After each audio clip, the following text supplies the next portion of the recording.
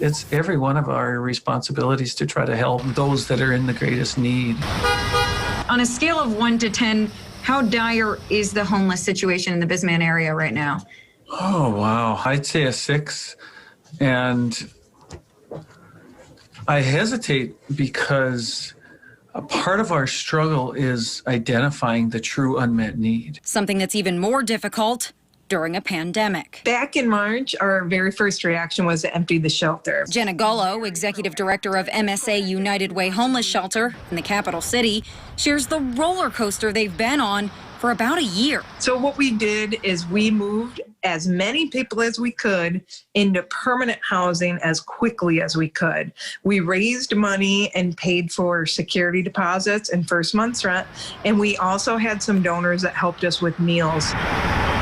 So in March, many of our shelter providers continued to operate, but in particular, larger facilities needed to shift to reduce the numbers. In the fall, the United Way shelter had its first and only outbreak of the virus.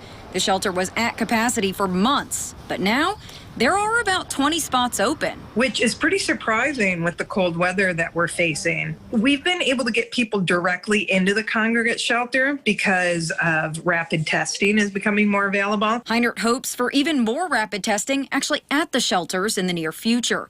He says all of the other shelters are just about full, including the Abused Adult Resource Center, Welcome House, and Youth Works, which has been at 97% for the last 6 months. The one thing's for sure is we have not seen the numbers go down. We did definitely see an impact from the virus on the people needing emergency shelter. Heinert says thanks to a number of different grants, aid from the cities, counties, and Department of Human Services, additional shelter locations and supplies have been available.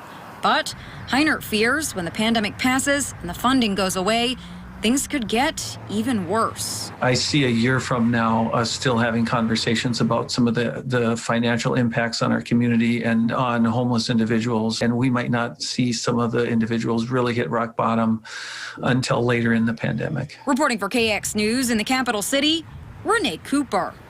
Heinert says beyond providing basic shelter, the community is struggling to find permanent housing for people in dire need. He says it's still unclear what will happen with all of the low-income housing provided by Lutheran Social Services now that its doors are closed. However, there is one housing project that will move